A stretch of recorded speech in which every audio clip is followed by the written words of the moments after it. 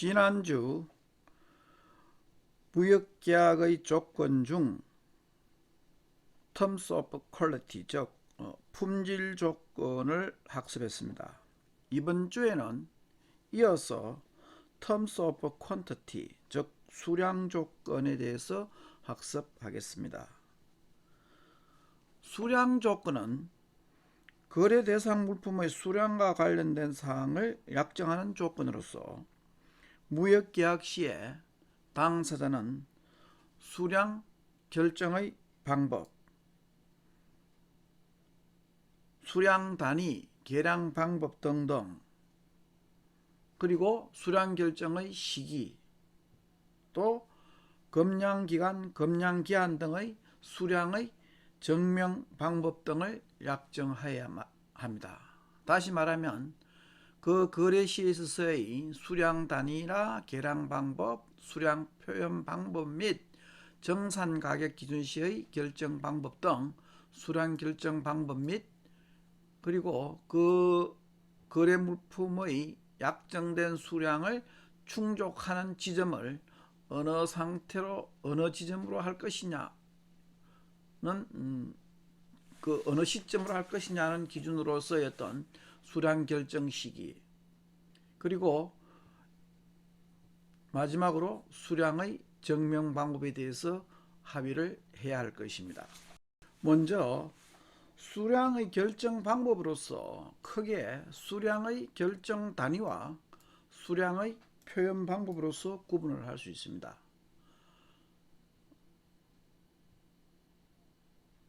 잠시 후에 자세히 설명하겠습니다만은 수량의 결정 단위로는 중량, 용적, 개수, 길이, 면적, 포장 등이 있고, 수량의 표현 방법으로서 크게 과부족 용인 규정이 없는 경우와 과부족 용인 규정이 있는 경우로서 구분을 하겠습니다.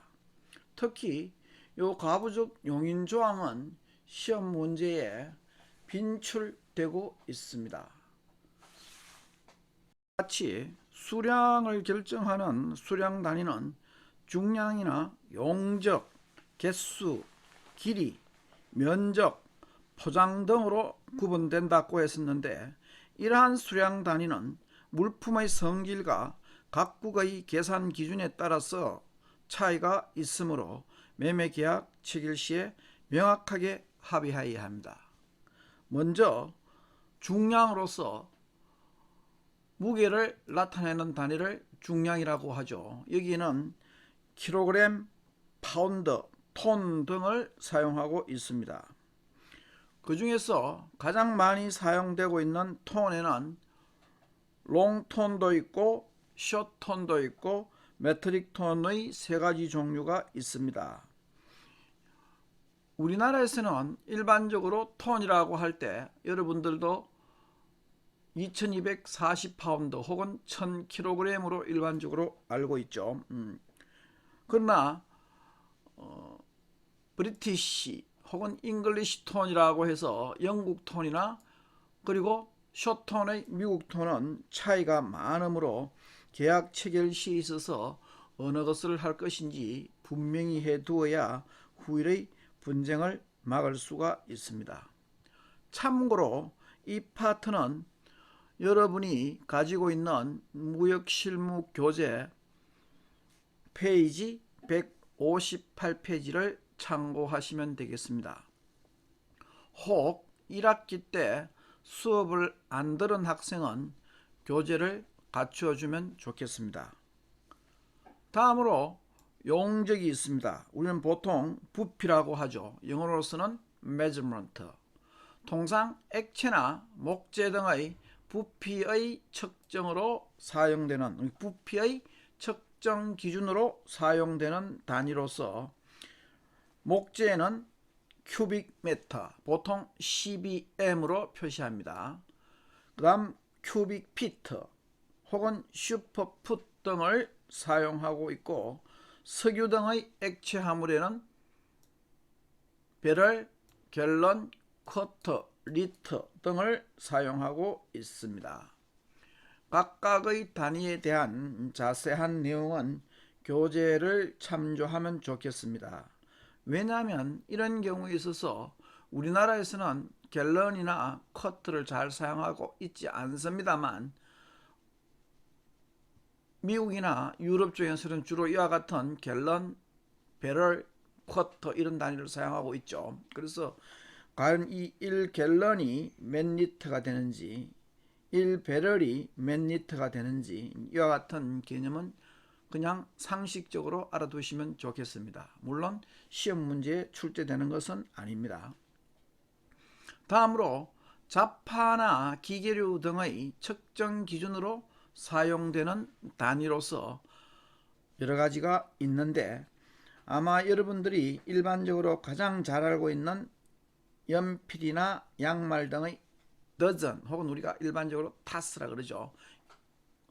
원 더전은 일반적으로 12피스를 이야기하고 있습니다. 그러나 아주 작은 핀 같은 경우에는 더전의 개수도 헤아리기가 어렵기 때문에 그로스라든지 혹은 스몰 그로스, 경우에 따라서는 그레이트 그로스의 단위도 사용하고 있습니다.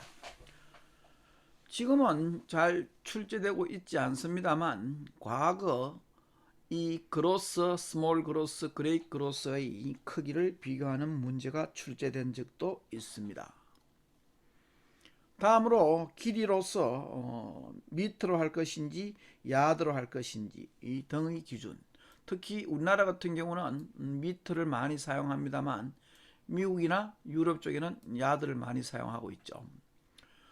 그 외에 면적으로서의 스퀘어, 주로 유리, 합판, 타일 등의 측정 기준으로 사용되고 있는 평방미터의 개념이죠. 스퀘어. 그 다음 포장으로서 어떤 포장을 사용할 것인가도 역시 이 수량이 있어서 중요합니다. 그래서 케이스로 할 것인지 베일로 할 것인지 백으로 할 것인지 등등의 단위는 계약 체결 시에 당사자가 합의를 하면 되겠습니다.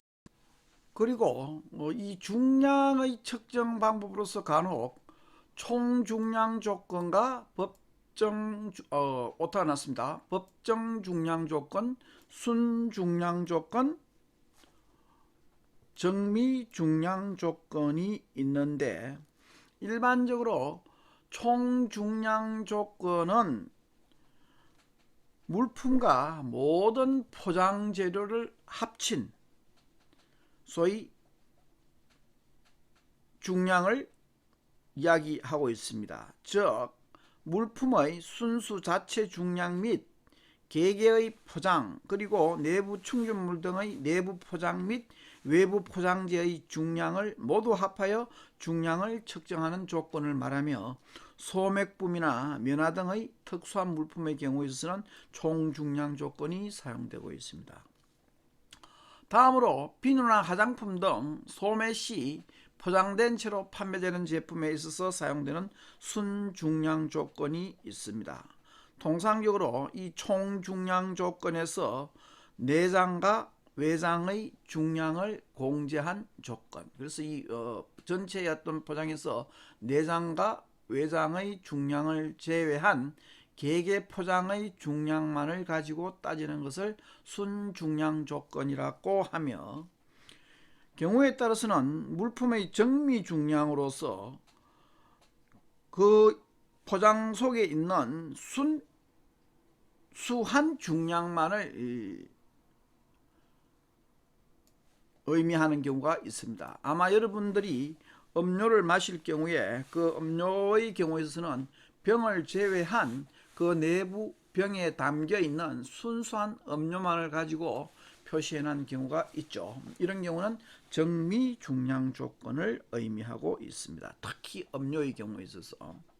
그 다음에 이 법정 중량 조건은 물품의 외장인 포대의 중량은 공제하지만 물품의 소매 시에 포장되어 있는 중량을 포함하여 중량을 측정하는 조건을 이야기합니다. 예를 들면 참치 통조림의 법정 중량 조건은 캔의 중량과 그 내용물의 중량을 포함한 것을 이야기하고 있습니다. 그래서 이와 같은 참치 캔 같은 경우는 법정 중량 조건을 사용하고 있습니다. 다음으로 수량의 표현 방법으로서 거래 물품의 성질에 따라 수량을 어떤 방법으로 표현할 것인지를 결정하는 방법으로서 과부족 용인이 있는 경우와 과부족 용인 조항이 없는 경우로서 구분될 수 있습니다. 과부족이라 하면 많거나 혹은 더 적은 경우를 이야기하고 있죠. 왜냐하면 계약 체결 시에 있어서 이와 같은 조건이라는 것, 특히 수량 조건에 있어서의 조건이라는 그 수량은 계약 체결 시의 그 수량이 틀리면은 조건 자체를 위반하게 되어서 나중에 계약이 무효가 되어서 큰 낭패를 볼 경우가 있습니다. 그렇기 때문에 가령 운송 도중에 이와 같은 수량이 변할 가능성이 있는 경우에 있어서는 미리 이와 같은 과부족 용인조항을 삽입해 두는 것이 좋습니다. 그래서 통상적으로 이와 같은 과부족 용인조항은 more or less clause 혹은 실무상에서 그냥 ML clause라고 이야기하고 있습니다.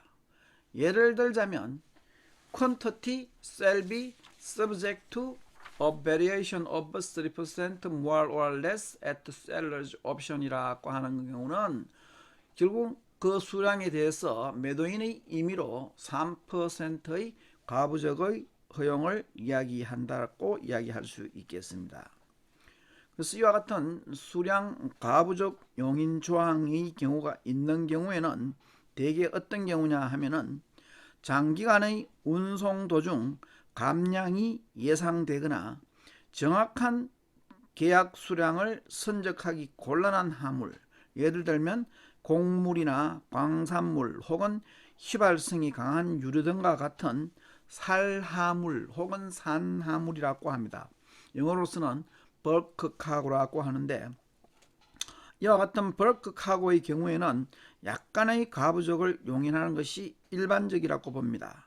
즉 과부족 용인조항, 계산 수량 조건 등의 과부족 용인 규정은 벌크 카고의 경우에 많이 이용되고 있지만 경우에 따라서 개체 화물이나 포장 화물과 같이 개수로 셀 수 있는 화물도 그 대상으로 할 수 있습니다. 왜냐하면 무역계약이란 당사자 의사 자유의 원칙이 성립되기 때문에 당사자가 합의만 한다면 얼마든지 계약 내용을 합의할 수 있습니다.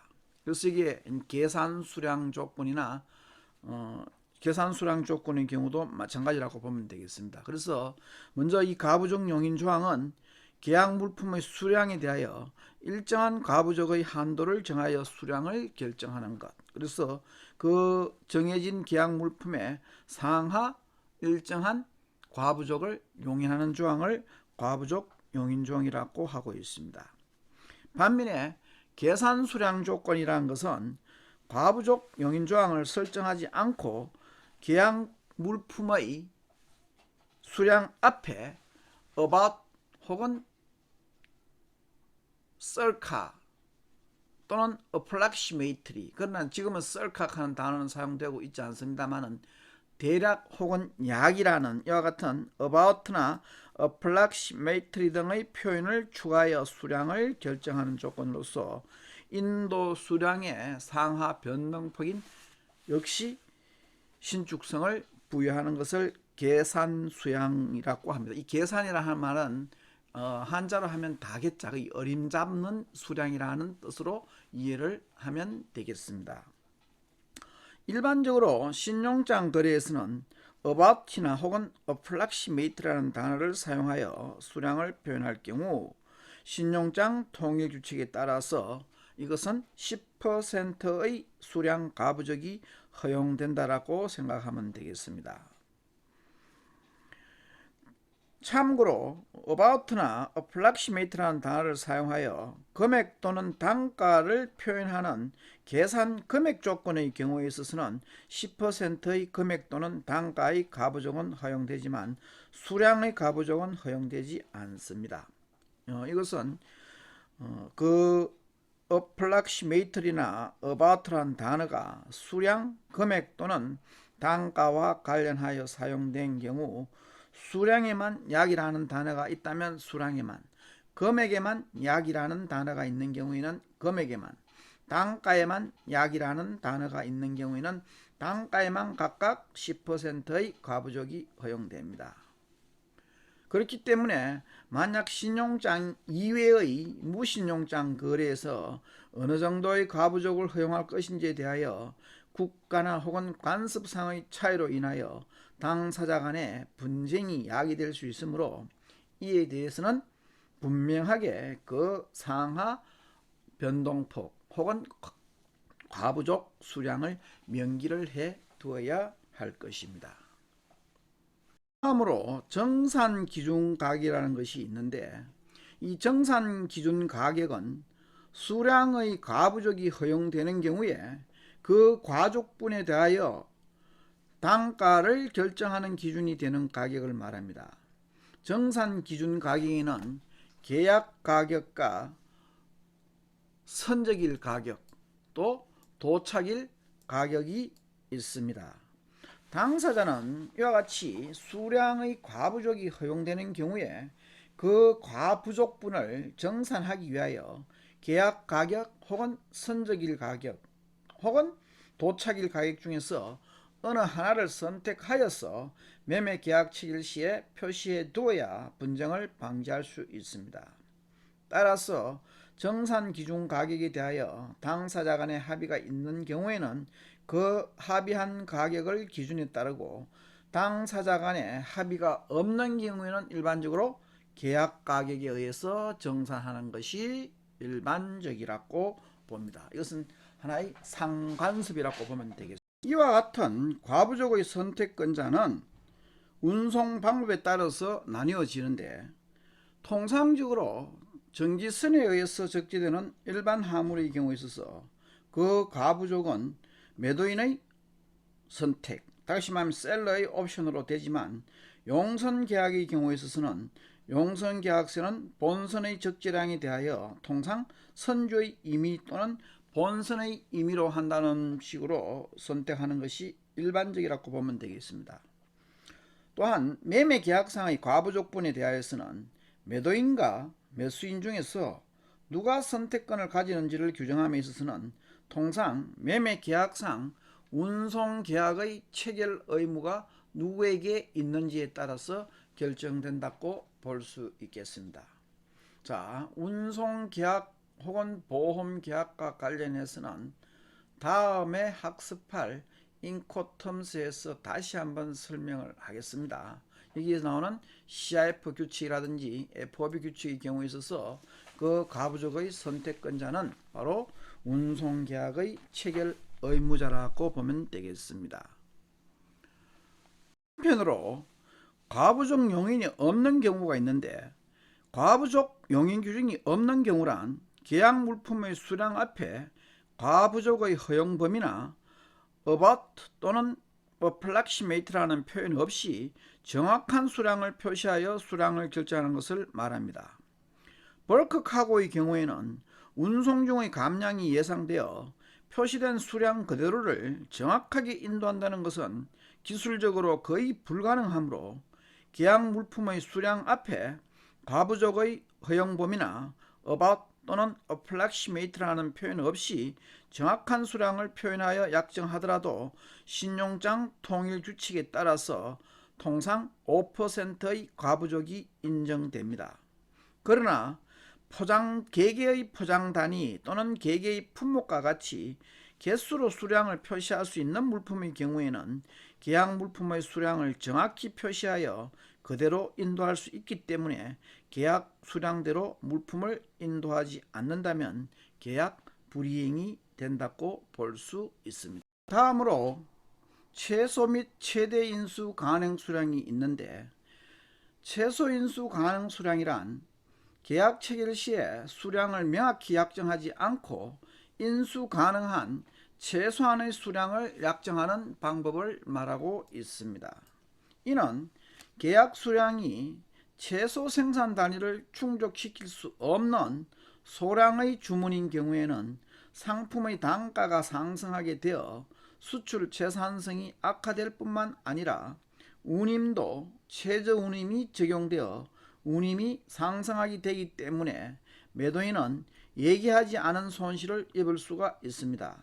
따라서 매매계약 체결 시에는 최소 인수 가능 수량을 명시하여 약정할 필요가 있습니다.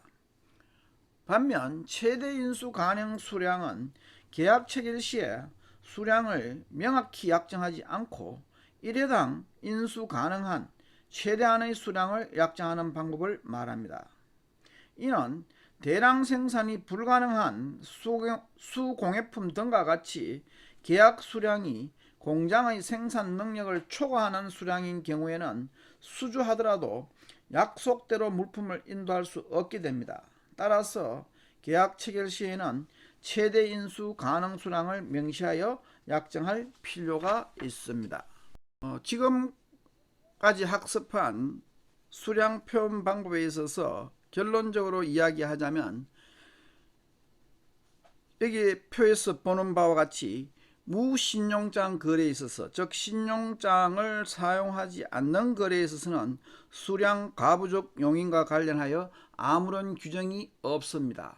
즉 신용장 거래 이외에 있어서는 과부족의 허용 범위가 불명확하기 때문에 여기에 대해서는 어떤 규정도 없습니다만, 신용장 거래에 있어서는 과부족 용인이 있는 경우에는 일반적인 벌크 카고뿐만 아니라 개수로 셀 수 있는 포장화물이나 개체화물 등의 모든 품목에 대해서 과부족을 인정하여 about나 approximate라는 표현이 있는 계산 수량의 경우에서는 10%의 수량 과부족을 허용하고 있습니다. 이와 같이 과부족의 허용 범위가 명확하게 표현된 수량 과부족 용인의 조항에 의하면 명시된 과부족의 허용 범위 내에서 수량의 과부족을 허용하고 있습니다. 그러나 과부족 용인 규정이 없는 경우에 있어서는 사람의 경우에 있어서, 즉 벌크 카고의 경우에 있어서는 5%의 수량 과부족을 허용하고 있고, 과부족 용인 규정이 없는 경우에는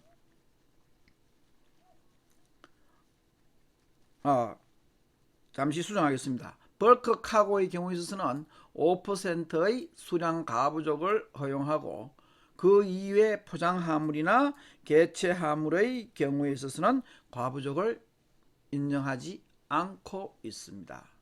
유념해 두어야 될 것은 about나 approximate라는 수량 앞에 about나 approximate라는 약이라는 표시가 되어 있는 경우에는 신용장 거래에서 10%의 수량 과부족을 허용한다는 것, 그리고 표시가 없더라도 이와 같은 벌크 카고의 경우에 있어서, 즉 신용장 거래의 벌크 카고에 있어서는 5%의 수량 과부족을 허용한다는 요 두 가지만 기억해 두셔도 좋겠습니다. 자, 마지막으로 수량의 결정 시기와 관련하여 설명하겠습니다. 수량의 결정 시기는 물품이 장거리 운송됨으로써 선적 시의 수량과 양육 시의 수량이 다를 수 있으므로 거래 물품이 약정된 수량을 충족하는지의 여부를 어느 시점의 수량 상태를 기준으로 판정할 것인지를 결정하는 기준 시점을 이야기합니다. 당사자는 물품의 수량을 검사하는 기준 시점을 만약 명확하게 약정하지 않는다면 그 역시 분쟁이 발생될 수 있으므로 그 기준 시점을 선적 시의 선적 수량 조건으로 할 것인지 아니면은 양육 시의 양육 수량 조건으로 할 것인지를 명확히 약정할 필요가 있습니다. 앞에서 학습한 품질의 경우에 있어서도 마찬가지였습니다. 선적시로 할 것인지 양육시로 할 것인지 그 품질의 결정 시기를 정했었는데 수량에서도 마찬가지라고 할 수 있겠습니다. 선적 수량 조건은 인도 물품의 수량이 약정한 수량과 일치하는지 여부를 바로 그 선적 시점에서 검량한 수량에 의하여 결정하는 방법으로서 선적 시의 수량을 최종적인 것으로 하는 조건이며 일반 공산품 등에 주로 이용되고 있습니다. 따라서 이 조건에서는 매도인에 의하여 인도된 물품의 수량이 약정된 수량과 일치하면 운송 중에 어떠한 감량이 발생하더라도 매도인은 그 책임을 부담하지 않습니다. 아직 우리가 학습은 하지 않았습니다만 인코텀스 상의 EFC 그룹은 원칙적으로 선적 수량 조건에 해당된다고 할 수 있습니다. 인코텀스에서 다시 한번 설명을 하겠습니다.